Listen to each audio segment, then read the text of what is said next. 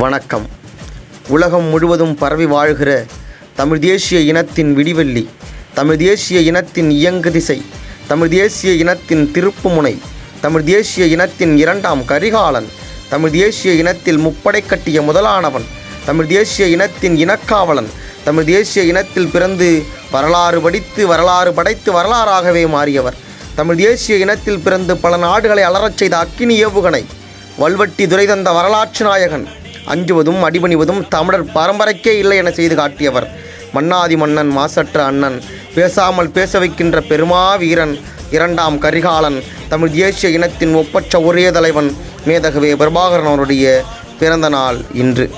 வானத்தின் வசந்த நாள், பூமியின் பொன்னாள், அந்நாள் தமிழின தேசிய தலைவர் மேதகவே பிரபாகரன் அவருடைய பிறந்த நாள். தலைவன் பிறந்தான், தமிழன் நிமிர்ந்தான், தமிழனின் தாகம் தமிழீழ தாயகம், புலிகளின் தாகம் தமிழீழ தாயகம்.